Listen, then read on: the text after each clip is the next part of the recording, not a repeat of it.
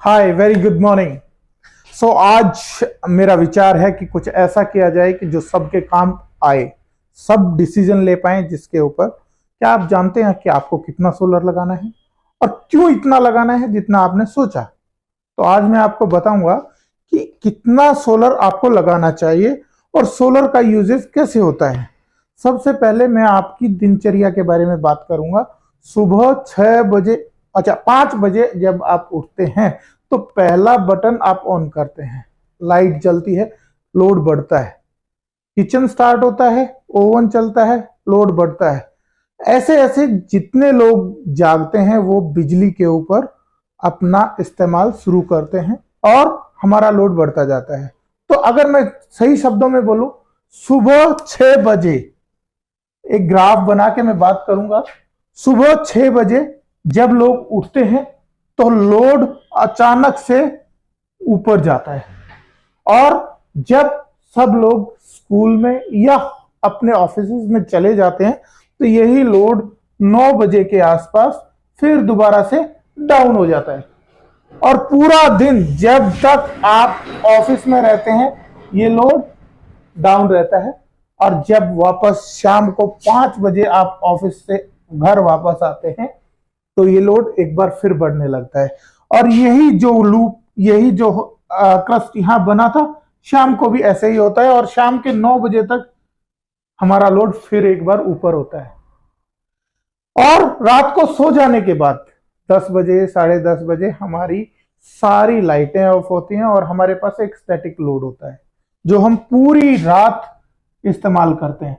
तो मेरा बताने का मकसद ये था कि पूरे दिन में हमारे लोड के बारे में कुछ बहुत सारे पहाड़ बनते हैं। दिन में वो पहाड़ गहराई में, वैली में होते हैं, और दिन में हमारी डिमांड कम होती है। बट अगर सूरज की बात करूं तो सूरज कुछ इससे उल्टा रिएक्ट करता है। सूरज 6 बजे निकलने की प्लानिंग करता है और दोपहर को 11 बजे से लेके और 2 बजे तक वो अपने पीक पर होता है। तो पीक पर होने का मतलब शाम के 5 बजे तक वो फिर दोबारा से डाउन हो जाता है। तो मतलब बिजली जितनी प्रोड्यूस हुई वो उस समय प्रोड्यूस हुई जिस समय हमारी डिमांड नहीं थी। ऐसा होने से क्या होता है कि जितनी बिजली हम लोगों ने इस्तेमाल करनी थी वो या तो उस समय में इस्तेमाल की जिस समय सूरज नहीं था, या उस समय इस्तेमाल की जिस समय सूरज चला गया था। तो जो मैक्सिमम प्रोडक्शन हुई वो ये प्रोडक्शन थी जिसको हम यूज नहीं कर पाते डायरेक्ट। तो इसीलिए हमें एक सोर्स की जरूरत होती है कि जब बिजली ज्यादा प्रोड्यूस हो उस टाइम पे उसे हम स्टोर कर सकें। हमारे पास दो ऑप्शन, जैसा मैंने पहले बताया था, मेरी पुरानी वीडियो में देखा होगा, या तो हम बैटरी में या फिर हम ग्रिड में, दोनों जगह डाल सकते हैं। अच्छा रहेगा अगर आप ग्रिड इस्तेमाल करेंगे तो ऑन ग्रिड इन्वर्टर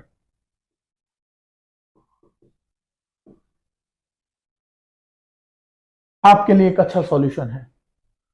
ये जितनी बिजली आपने प्रोड्यूस की उस समय जब आपको इस्तेमाल नहीं हो रही थी, ये आप वापस ग्रिड में डाल सकते हैं।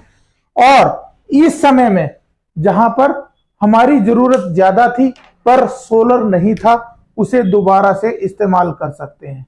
ये वो समय रहेगा जो हमारी प्रोडक्शन के अगेंस्ट में हमें बिजली दे देगा। तो कहने का मतलब ये है कि हम लोग लोड शेडिंग तभी कर पाएंगे जब हम ज्यादा प्रोड्यूस करेंगे। तो हमें कितना प्रोड्यूस करना चाहिए, अगला सवाल ये है। तो आगे समझने के लिए हम जानते हैं कि हम अपने बिल को देखकर कैसे अंदाजा लगाएं कि हमें सोलर कितना लगाना है। लेट अस सपोज आपके बिल का सैंक्शन लोड है 5 किलोवाट। 5 किलोवाट मतलब बिजली बोर्ड से 5 किलोवाट आप कभी भी किसी भी समय ले सकते हैं। ये मैक्सिमम है, आप इससे ज्यादा नहीं ले सकते, बट कम कितना भी इस्तेमाल कर सकते हैं। तो हमारा जो लोड है वो कम हो सकता है। तो सोलर कितना हो उसके लिए बिल के अंदर पिछले 6 महीने का डाटा दिया होता है या 6 साइकिल का दिया होता है। आप उसका एवरेज पहले निकालेंगे।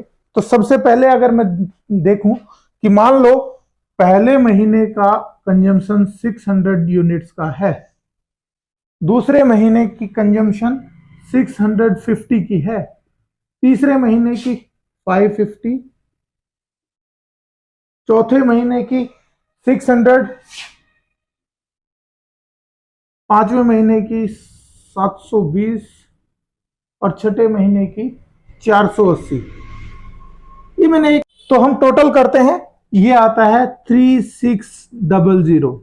मतलब पिछले 6 महीने में हमने 3600 यूनिट इस्तेमाल की। अगर 6 महीने में 3600 यूनिट इस्तेमाल की तो एक महीने में जो हमारी इस्तेमाल हुई वो हुई 6 1 जा 6, 6 6 जा 36, मतलब 600 यूनिट्स हमने एक महीने में इस्तेमाल की। एक दिन में अगर मैं डिवाइड करूंगा 30 से तो मेरा आंसर आएगा 3 2 जा 6, 300, मतलब 20 units per day. Per day अगर हम 20 यूनिट्स इस्तेमाल कर रहे हैं तो अभी हमें पता लगना चाहिए कि एक दिन में सोलर इतनी यूनिट्स कैसे प्रोड्यूस करे। 1 किलोवाट सोलर लगभग 4 यूनिट्स प्रोड्यूस करता है। तो 20 यूनिट प्रोड्यूस करने के लिए हमें डिवाइड करना पड़ेगा 20 को 4 से, और वेरी इजी, अब हमारे पास आंसर आया 5। इट मीन्स हमारी जो जरूरत है वो है 5 किलोवाट। 5 किलोवाट सोलर अगर हम लगाते हैं तो ऑलमोस्ट पूरा कंजम्पशन हम लोड शेड कर देते हैं, मतलब हमारा बिल 0 हो जाएगा। तो इजी था समझना कि हमें कितना लगाना है, बट ये कैलकुलेशन एक हाइपोथेटिकल थी। आप लोग अपने बिल से ऐसा कैलकुलेट कर सकते हैं। चलो, अगर आपको पता लग गया कि आप 5 किलोवाट सोलर लगा सकते हैं, 4 लगा सकते हैं, 6 लगा सकते हैं, तो हर किलोवाट के ऊपर आपको एक अलग सब्सिडी का अमाउंट गवर्नमेंट देती है डोमेस्टिक के केस में, और ये मैक्सिमम 10 किलोवाट तक आपको मिलता है।